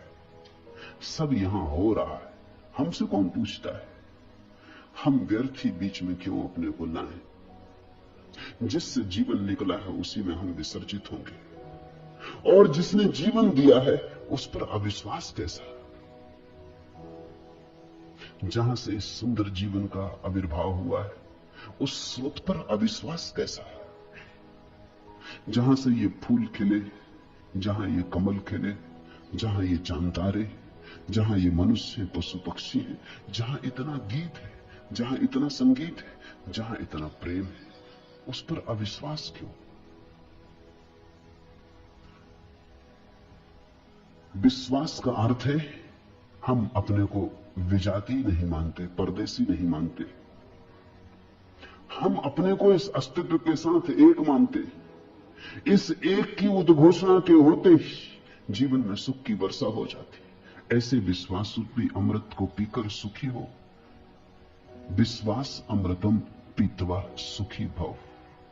अभी हो जा सुखी, पीत्वा सुखी भव, इसी क्षण हो जा सुखी। मैं एक विशुद्ध बोध हूं, ऐसी निश्चय रूपी अग्नि से अज्ञान रूपी वन को जलाकर तू विकसुख हुआ, सुखी हो। अभी हो जा दुख के पार। एक छोटी सी बात को जान लेने से दुख विसर्जित हो जाता है कि मैं विशुद्ध बोध हूं, कि मैं मात्र साक्षी भाव हूं, कि मैं केवल दृष्टा हूं। अहंकार का रोग एकमात्र रोग है। मैंने सुना है दिल्ली के एक कवि सम्मेलन में मुल्ला नसरुद्दीन भी सम्मिलित हुआ। जब कवि सम्मेलन समाप्त हुआ और संयोजक पारिश्रमिक बांटने लगे तो वो तृप्त न हुआ। पारिश्रमिक जितना वो सोचता था उतना उसे मिला नहीं। वो बड़ा नाराज हुआ। उसने कहा, जानते हो मैं कौन हूं? मैं पूना का कालिदास हूं। संयोजक भी छठे लोग रहे होंगे। उन्होंने कहा, ठीक, लेकिन ये तो बताइए कि पूना के किस मोहल्ले के कालिदास? मोहल्ले मोहल्ले में कालिदास है, मोहल्ले मोहल्ले में टैगोर है। हर आदमी यही सोचता है कि अनूठी अद्वितीय प्रतिभा है उसकी। अरब में कहावत है कि परमात्मा जब किसी आदमी को बनाता तो उसके कान में कह देता, तुमसे बेहतर आदमी कभी बनाया ही नहीं, और ये सभी से कहता है। ये मजाक बड़ी गहरी है, और हर आदमी मन में यही ख्याल लिए जीता है कि मुझसे बेहतर आदमी कोई बनाया नहीं, मैं सर्वोत्कृष्ट कृति हूं। कोई माने न माने तो उनकी नासमझी, ऐसे मैं सर्वोत्कृष्ट कृति हूं। इस दंभ में जीता आदमी बड़े दुख पाता है, क्योंकि इस दंभ के कारण वो बड़ी अपेक्षाएं करता है जो कभी पूरी नहीं होंगी। उसकी अपेक्षाएं अनंत है, जीवन बहुत छोटा है। जिसने भी अपेक्षा बांधी वो दुखी होगा। इस जीवन को एक और ढंग से भी जीने की कला है अपेक्षा शून्य, बिना कुछ मांगे जो मिल जाए उसके प्रति धन्यवाद से भरे हुए कृतज्ञ भाव से। वही आस्तिक की प्रक्रिया है। जो तुम्हें मिला है वो इतना है, मगर तुम उसे देखो तब ना। मैंने सुना है एक आदमी मरने जा रहा था। जिस नदी के किनारे वो मरने गया, एक सूफी फकीर बैठा हुआ था। उसने कहा, क्या कर रहे हो? वो कूदने को ही था। उसने कहा, रोको मत, बहुत हो गया, जिंदगी में कुछ भी नहीं, सब बेकार है। जो चाहा नहीं मिला, जो नहीं चाहा वही मिला। परमात्मा मेरे खिलाफ है तो मैं भी क्यों स्वीकार करूं ये जीवन? उस फकीर ने कहा, ऐसा करो, एक दिन के लिए रुक जाओ, फिर मर जाना। इतनी जल्दी क्या? तुम कहते हो तुम्हारे पास कुछ भी नहीं। उसने कहा, कुछ भी नहीं। कुछ होता तो मरने क्यों आता? उस फकीर ने कहा, तुम मेरे साथ आओ, इस गांव का राजा मेरा मित्र है। वो ले गया फकीर को। फकीर उसे ले गया। उसने सम्राट के कान में कुछ कहा। सम्राट ने कहा, 1 लाख रुपए दूंगा। उस आदमी ने इतनी सुना, फकीर ने क्या कहा कान में वो नहीं सुना। सम्राट ने कहा, 1 लाख रुपए दूंगा। फकीर आया और उस आदमी के कान में बोला कि सम्राट तुम्हारी दोनों आंखें 1 लाख रुपए में खरीदने को तैयार, बेचते हो? उसने कहा, क्या मतलब? आंख और बेच दूं? लाख रुपए में 10 लाख दे, तू भी नहीं देने वाला। तो सम्राट के पास फिर गया। उसने कहा, अच्छा 11 लाख देंगे। उस आदमी ने कहा, छोड़ो जी, ये धंधा कर रहे नहीं, आंख बेचेंगे क्यों? फकीर ने कहा, कान बेचोगे, नाक बेचोगे? ये सम्राट हर चीज खरीदने को तैयार है और जो दाम मांगो देने को तैयार। उसने कहा, नहीं, ये धंधा हमें करने नहीं है, बेचेंगे क्यों? उस फकीर ने कहा, जरा देख, आंख तो 11 लाख में भी बेचने को तैयार नहीं, और रात तू मरने जा रहा था और कह रहा था कि मेरे पास कुछ भी नहीं। जो मिला है वो हमें दिखाई नहीं पड़ता। जरा इन आंखों को तो ख्याल करो, ये कैसा चमत्कार है। आंख चमड़ी से बनी, चमड़ी का ही अंग है, लेकिन आंख देख पाती कैसी पारदर्शी। असंभव संभव हुआ है। ये कान सूंघ पाते संगीत को, पक्षियों के कलरव को, हवाओं के मरमर को, सागर के शोर को। ये कान सिर्फ चमड़ी और हड्डी से बने। ये चमत्कार तो देखो। तुम हो, ये इतना बड़ा चमत्कार है कि इससे बड़ा और कोई चमत्कार क्या तुम सोच सकते हो? इस हड्डी मांस मज्जा की देह में चैतन्य का दिया जल रहा है। जरा इस चैतन्य के दिए का मूल्य तो आंको नहीं, लेकिन तुम्हारी इस पर कोई दृष्टि नहीं। तुम कहते हो हमें 100 रुपए की नौकरी मिलनी चाहिए कि 90 रुपए की मिली, मरेंगे, आत्महत्या कर लेंगे। कि होना चाहिए था मिनिस्टर, केवल डिप्टी मिनिस्टर हो पाया, नहीं जिएंगे। कि मकान बड़ा चाहिए था, छोटा मिला, कोई सार रहने का नहीं। कि दिवाला निकल गया, कि बैंक में खाता खाली हो गया, अब जीने में सार क्या है। कि एक स्त्री चाही थी वो न मिली, एक पुरुष चाहा था वो न मिला, बस अब मरेंगे। जितना तुम चाहोगे उतना ही तुम्हारे जीवन में दुख होगा। जितना तुम देखोगे कि बिना चाहे कितना मिला है, अपूर्व तुम्हारे ऊपर बरसा है, अकारण तुमने कमाया क्या है? क्या थी कमाई तुम्हारी जिसके कारण तुम्हें जीवन मिले? क्या है तुम्हारा अर्जन जिसके कारण क्षण भर तुम सूरज की किरणों में नाचो, चांद तारों से बात करो? क्या है कारण? क्या है तुम्हारा बल? क्या है प्रमाण तुम्हारे बल का कि हवाएं तुम्हें छुए और तुम गुनगुनाओ, आनंद मग्न हो, कि ध्यान संभव हो सके? इसके लिए तुमने क्या किया है? यहां सब तुम्हें मिला है प्रसाद रूप, फिर भी तुम परेशान हो, फिर भी तुम कहे चले जाते हो, फिर भी तुम उदास हो।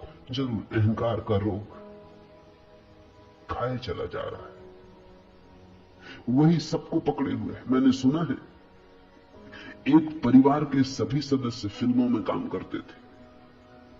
एक बार परिवार का मुखिया अपने पारिवारिक डॉक्टर के पास आया और बोला, डॉक्टर साहब, मेरे बेटे को छूत की बीमारी, स्कारलेट फीवर, और वह मानता है कि उसने घर की नौकरानी को चूमा है। आप घबराइए नहीं, डॉक्टर ने सलाह दी, जवानी में खून जोश मारता ही। आप समझे नहीं डॉक्टर, वो आदमी बोला और थोड़ा बेचैन होकर, सच बात यह है कि उसके बाद मैं भी उस लड़की को चूम चुका हूं। तब तो मामला कुछ गड़बड़ नजर आता है। डॉक्टर ने स्वीकार किया। अभी क्या गड़बड़ है डॉक्टर साहब?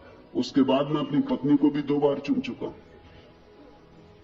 इतना सुनते ही डॉक्टर अपनी कुर्सी से उछल के चिल्लाया, तब तो मारे गए, तब तो ये वाहियात बीमारी मुझे भी लग चुकी होगी। वो उनकी पत्नी को चूम चुके। ऐसी बीमारी फैलती चली जाती। अहंकार छूत की बीमारी है। जब बच्चा पैदा होता है तो कोई अहंकार नहीं होता, बिल्कुल निरअहकार, निर्दोष होता है, खुली किताब होता है, कुछ भी लिखावट नहीं होती, खाली किताब होता है। फिर धीरे धीरे अक्षर लिखे जाते, फिर धीरे धीरे अहंकार निर्मित किया जाता है। मां बाप, परिवार, समाज, स्कूल, विश्वविद्यालय फिर उसके अहंकार को मजबूत करते चले जाते हैं। ये सारी प्रक्रिया हमारे शिक्षण की और संस्कार की, सभ्यता और संस्कृति की बस एक बीमारी को पैदा करती, अहंकार को जन्माती। ये अहंकार फिर जीवन भर हमारे पीछे प्रेत की तरह लगा रहता है। अगर तुम धर्म का ठीक अर्थ समझना चाहो तो इतना ही है, समाज, संस्कृति, सभ्यता तुम्हें जो बीमारी दे देते हैं, धर्म उस बीमारी की औषधि है और कुछ भी नहीं। धर्म समाज विरोधी है, सभ्यता विरोधी है, संस्कृति विरोधी है। धर्म बगावत है, धर्म क्रांति है। धर्म की क्रांति का कुल अर्थ इतना ही है कि तुम्हें जो दे दिया है दूसरों ने, उसे किस भांति तुम्हें सिखाया जाए कि तुम उसे छोड़ दो, उसे पकड़ के मत चलो। वही तुम्हारी पीड़ा है, वही तुम्हारा नरक है। अहंकार के अतिरिक्त जीवन में और कोई बोझ नहीं, अहंकार के अतिरिक्त जीवन में और कोई बंधन, जंजीर नहीं है। मैं एक विशुद्ध बोध हूं। ऐसी निश्चय रूपी अग्नि से अज्ञान रूपी वन को जलाकर तू वीत सुख हो, सुखी हो।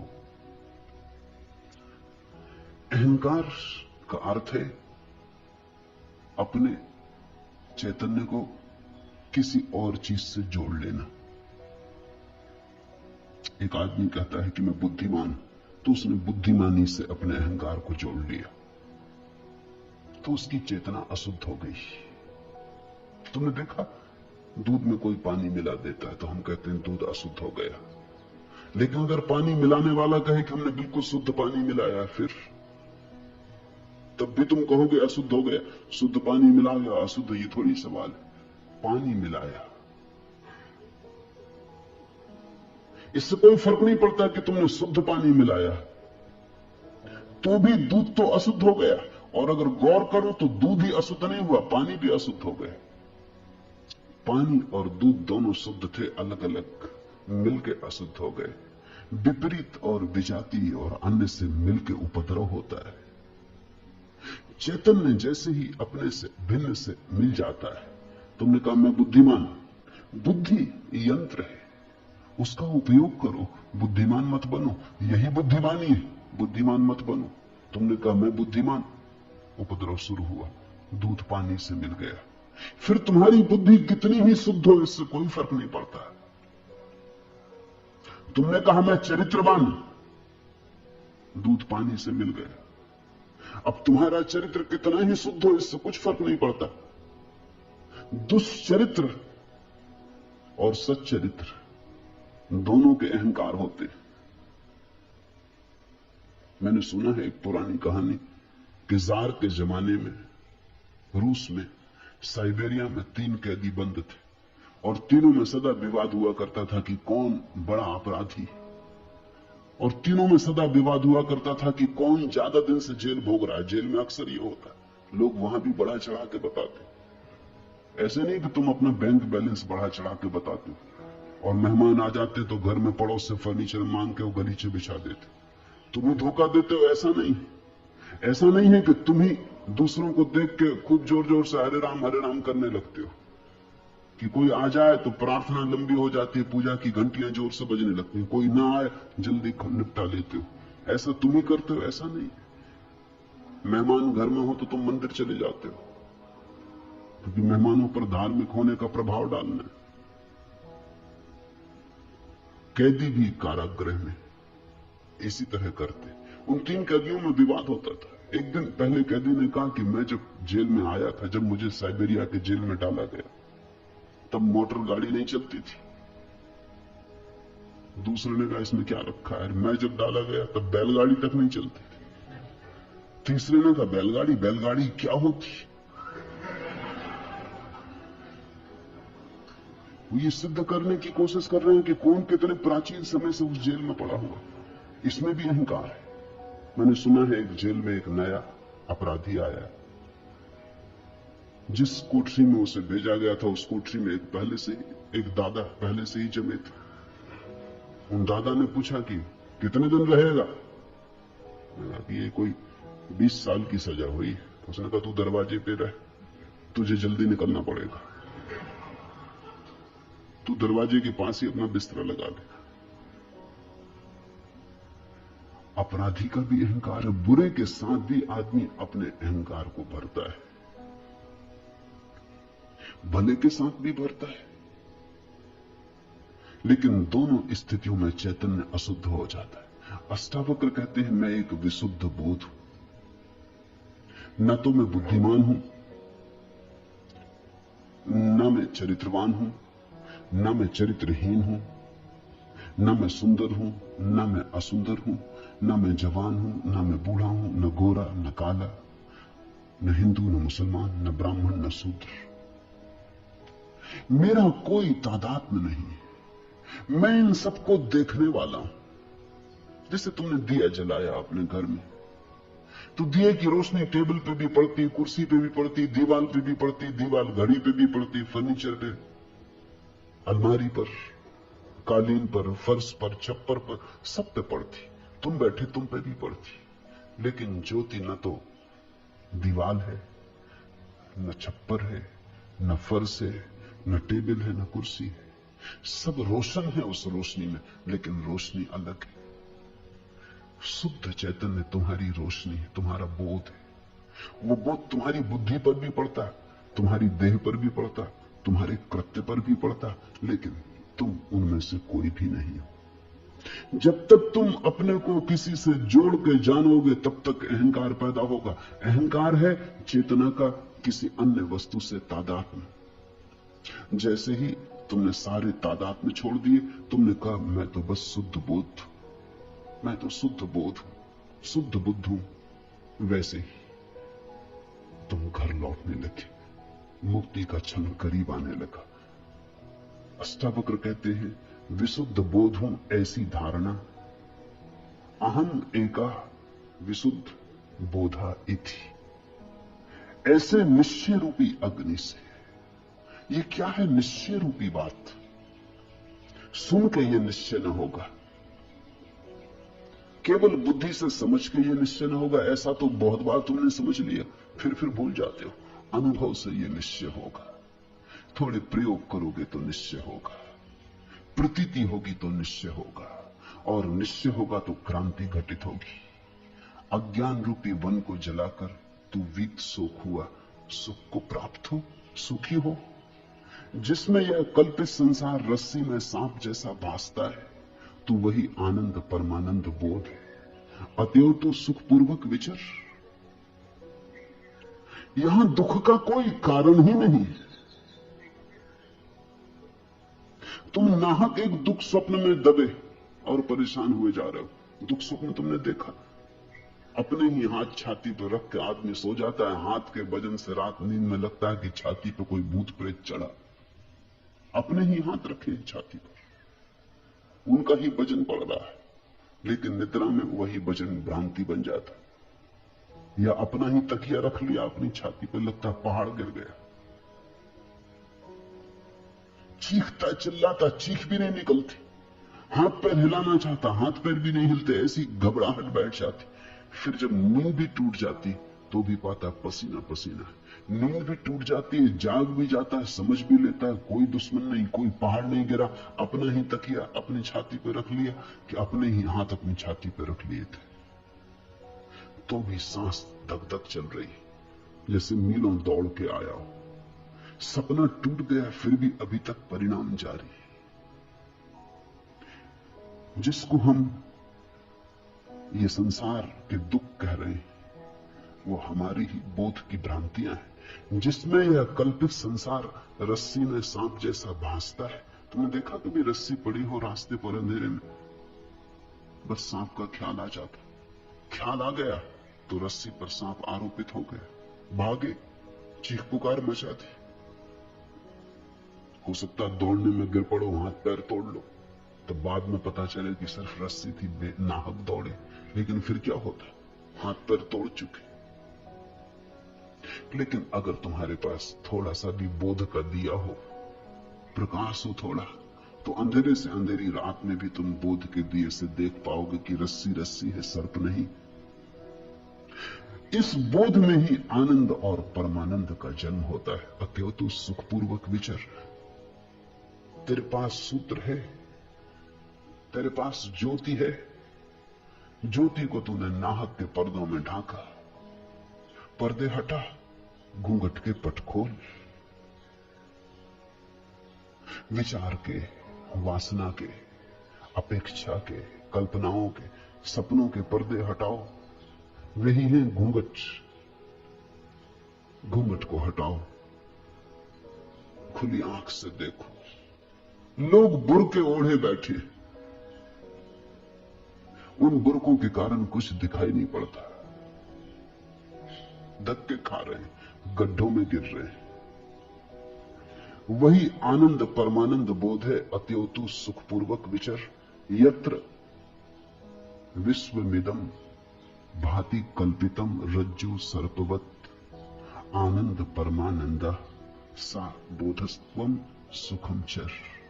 आनंद परमानंद बोधा त्वम सुखम चर। इस थोड़े से बोध को समझ लो, पकड़ लो, पहचान लो, फिर विचरण करो सुख में। ये अस्तित्व परम आनंद है। इस अस्तित्व ने दुख जाना नहीं, दुख तुम्हारा निर्मित किया हुआ है। कठिन है समझना ये बात, क्योंकि हम इतने दुख में जी रहे हैं, हम कैसे माने कि दुख नहीं। वो जो रस्सी को देख के भाग गया है, वो भी नहीं मानता कि सर्प नहीं है। वो जो हाथ रख के छाती पे पड़ा है और सोचता है पहाड़ गिर गया, वो भी उस क्षण में तो नहीं मान सकता कि पहाड़ नहीं गिर गया। वैसी ही हमारी दशा है। क्या करें? थोड़े दृश्य से दृष्टा की तरफ चले। देखें सब, लेकिन देखने वाले को न भूलें। सुने सब, सुनने वाले को न भूलें। करें सब, लेकिन स्मरण रखें कि करता नहीं है। बुद्ध कहते थे चलो राह पर, और स्मरण रखो कि भीतर कोई चल नहीं रहा है, भीतर सब अचल है। ऐसा ही है भी। गाड़ी के चाक को चलते देखा, कील तो ठहरी रहती, चाक चलता जाता। ऐसे ही जीवन का चाक चलता है, कील तो ठहरी हुई है। कील हो तुम।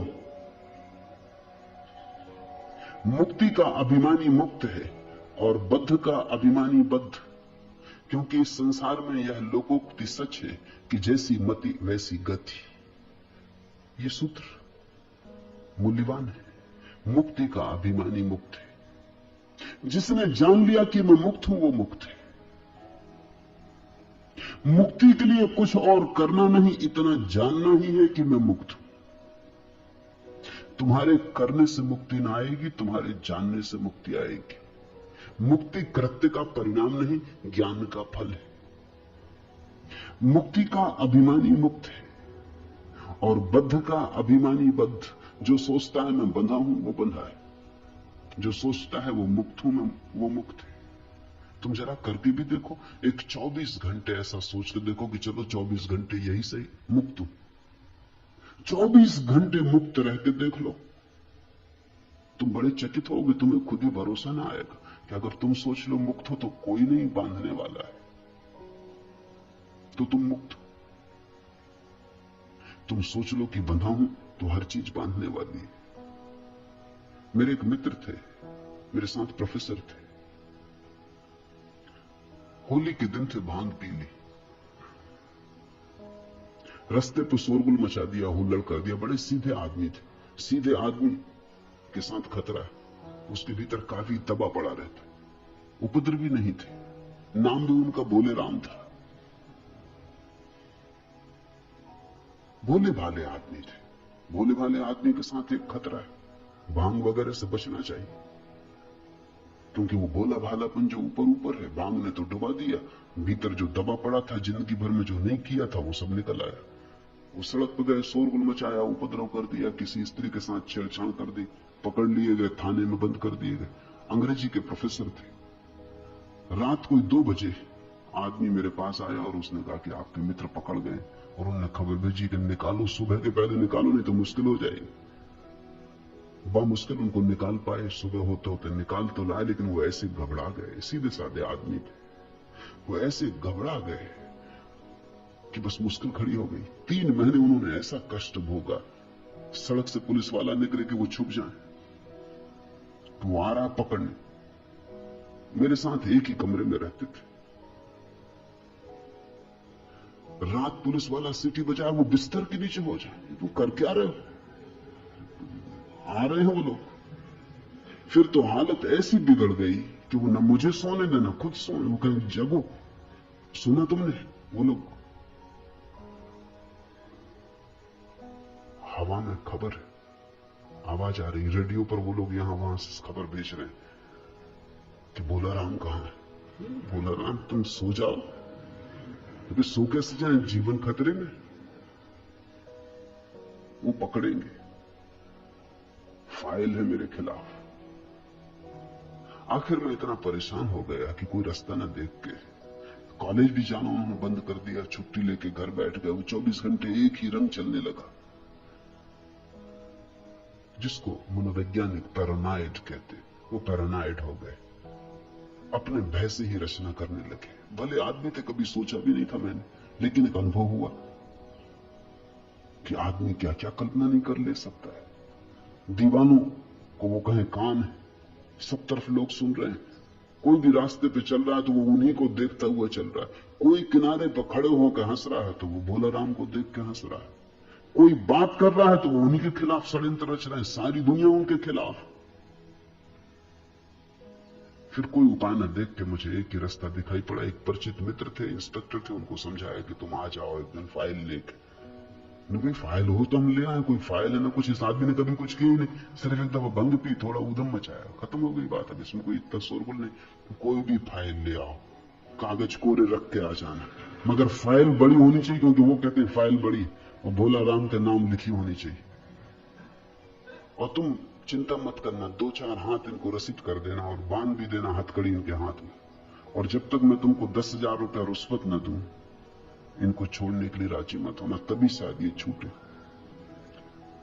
लाना पड़ा, उन्होंने 2-4 हाथ उनको लगाए। जब उनको हाथ लगाए तब वो बड़े प्रसन्न हुए। वो कहने लगे मुझसे, अब देखो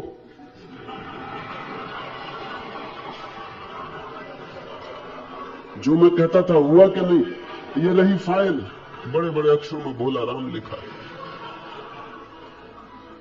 अब बोलो, वो सब समझदारी की बातें कहां गई? अब ये हो रहा, चले भोला राम, हथकड़ी भी डाल दी। मगर एक तरह से वो प्रसन्न थे, एक तरह से दुखी थे, रो रहे थे, मगर एक तरह से प्रसन्न थे कि उनकी धारणा सही सिद्ध हुई। आदमी ऐसा पागल है, तुम्हारे दुख की धारणा भी सही सिद्ध हो तो तुम्हारे अहंकार को तृप्ति मिलती कि देखो मैं सही सिद्ध हुआ। उनका पूरा भाव यह था कि सबको गलत सिद्ध कर दिया, सब समझाने वाले, कोई सही सिद्ध नहीं हुआ, आखिर में ही सही सिद्ध हुआ। मुश्किल समझाया बुझाया, इंस्पेक्टर को सो कह रखा था जल्दी मत मान जाना, नहीं तो वो सोचेंगे कि कोई जालसाजी। वो कहा कि ये हो ही नहीं सकता, ये तो इनको आजन्म सजा होगी।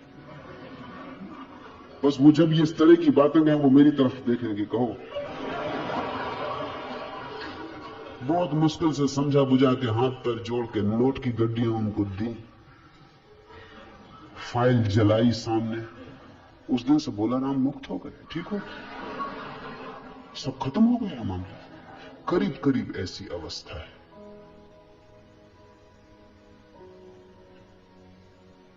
मुक्ति का अभिमानी मुक्त है और बद्ध का अभिमानी बद्ध, क्योंकि इस संसार में यह लोकोक्ति सच है कि जैसी मति वैसी गति।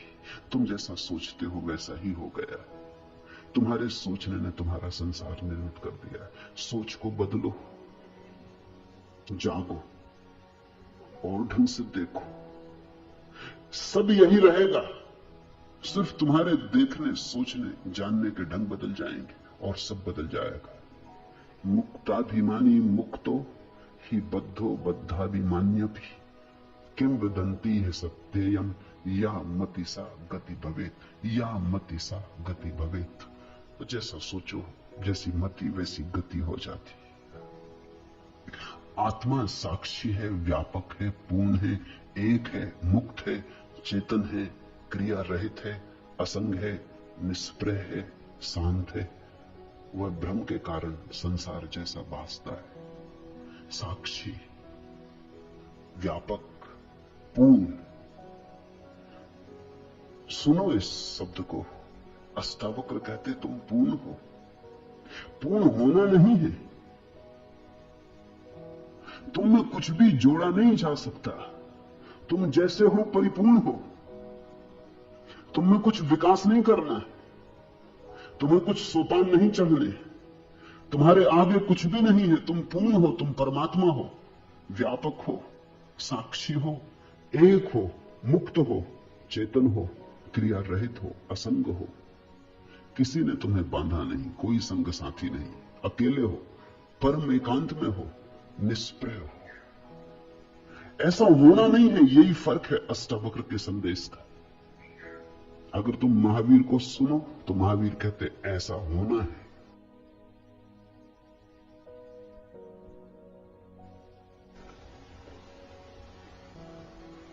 अष्टावक्र कहते हैं ऐसे तुम हो। ये बड़ा फर्क है, ये छोटा फर्क नहीं। महावीर कहते हैं असंग होना है, निष्प्रह होना है, पूर्ण होना है, व्यापक होना है, साक्षी होना है। अष्टावक्र कहते हैं तुम ऐसे हो, बस जागना है, ऐसा आंख खोल के देखना है। अष्टावक्र का योग बड़ा सहज योग है। साधो सहज समाधि भली, तू कूटस्थ बोधरूप अद्वैत आत्मा का विचार कर। अहम आभास इति, मैं आभास रूप अहंकारी जीव हूं। ये तुमने जो अब तक मान रखा है ये सिर्फ आभास है। ये तुमने जो मान रखा है ये तुम्हारी मान्यता है, मति है। यद्यपि तुम्हारे आसपास भी ऐसा ही मानने वाले लोग हैं, इसलिए तुम्हारी मति को बल भी मिलता है। आखिर आदमी अपनी मति उधार लेता है, तुम दूसरों से सीखते हो। आदमी अनुकरण करता है। यहां सभी दुखी हैं, तुम भी दुखी हो गए हो। जापान में एक अद्भुत संत हुआ, होते ही जैसे ही वो ज्ञान को उपलब्ध हुआ, या कहना चाहिए जैसे ही वो जागा, वो हंसने लगा। फिर वो जीवन भर हंसता ही रहा। वो गांव-गांव जाता है। होते ही को जापान में लोग हंसता हुआ बुद्ध कहते। वो बीच बाजार में खड़ा हो जाता और हंसने लगता। फिर तो उसका नाम दूर दूर तक फैल गया। लोग उसकी प्रतीक्षा करते कि होते ही कब आएगा। उसका कोई और उपदेश न था, वो बस बीच बाजार में खड़े होकर हंसता।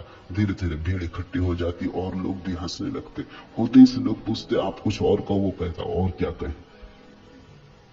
नाहक रो रहे हो, कोई हंसने वाला चाहिए जो तुम्हें हंसा दे।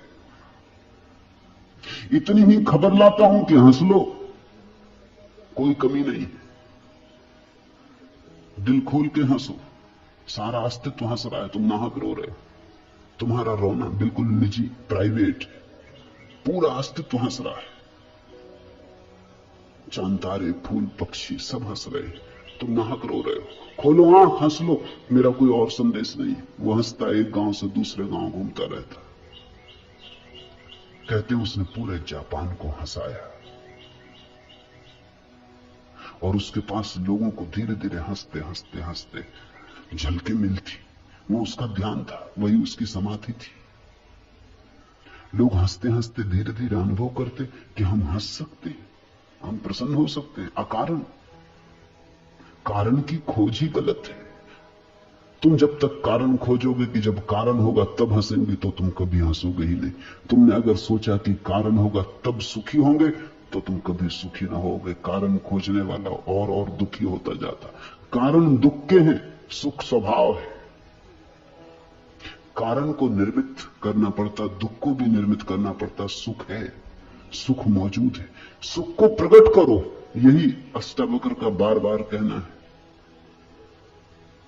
बोधस्त्वम सुखम चर वीत सुखा सुखी भव, विश्वासमृतम पीत्वा सुखी भव। पीले अमृत हो जा सुखी। मनुष्य पूर्ण है, एक है, मुक्त है।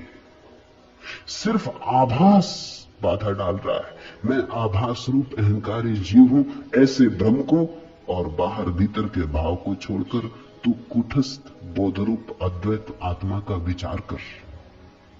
अहम आभासा इति वाह्यम अंतरम भावम मुक्तवा। बाहर और भीतर के भाव से मुक्त हो जा। आत्मा न तो बाहर है और न भीतर। बाहर और भीतर भी सब मन के ही भेद है। आत्मा तो बाहर भी है, भीतर भी है। आत्मा में सब बाहर भीतर है, आत्मा ही है। बाहर भीतर के सब भाव को छोड़कर तू कूटस्थ बोध रूप अद्वैत आत्मा का विचार कर। यह अनुवाद ठीक नहीं है। मूल सूत्र है वाह्यम अंतरम भावम मुक्तवा। मुक्त होकर अंतर बाहर से त्वम कूटस्थ बोधम अद्वैतम आत्मानम परिभावे। परिभाव कर, विचार कर, ये ठीक नहीं। परिभाव कर कि तू कूटस्थ आत्मा है, ऐसा बोध कर, ऐसा भाव ऐसी भावना में जग। विचार तो फिर बुद्धि की बात हो जाती, विचार तो फिर ऊपर ऊपर की बात हो जाती। सिर से नहीं होगा, ये हृदय से होगा। ये भाव प्रेम जैसा होगा, गणित जैसा नहीं। ये तर्क जैसा नहीं होगा, गीत जैसा होगा जिसकी गुनगुनाहट डूबती चली जाती गहराई तक और प्राणों के अंतरतम को छू लेती, स्पंदित कर देती। परिभाव कर कि मैं कूटस्थ आत्मा हूं। ये घूमता हुआ चाक नहीं, बीच की कील हूं। कील यानी कूटस्थ।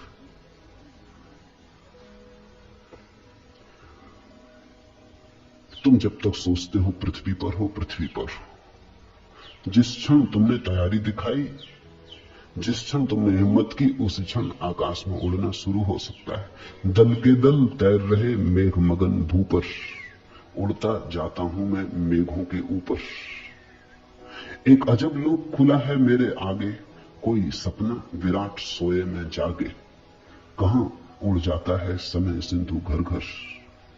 गाड़ी जो अंधी घाटी में बर्फीली, उर्मिल धाराओं में मछली चमकीली, धसता जाता हूं पैनिल तम के भीतर। कोसों तक लाल परधी सूरज को घेरे, छलक रहा इंद्रधनुष पंखों पर मेरे। यहां वहां फूट रहे रंगों के निर्झर, ठहरी सी नदी कहीं उड़ते से पुल हैं। धाराओं पर धाराएं आकुल व्याकुल हैं, गलगल कर बहे जा रहे नभ में भूधर। गांव पर गांव धवल, जंगल कांसों के, उगते ये तरु अनंत किसकी सांसों के। एक दूसरी धरती बना हुआ है अंबर, दल के दल तैर रहे मेघ मगन भू पर। उड़ता जाता हूं मैं मेघों के ऊपर। एक अजब लोक खुला है मेरे आगे, कोई सपना विराट सोए में जागे। जागो, सपना खूब देखा, अब जागो। बस जागना कुंजी है, कुछ और करना नहीं। न कोई साधना, न कोई योग, न आसन, बस जागना। हरिओम तत्सत।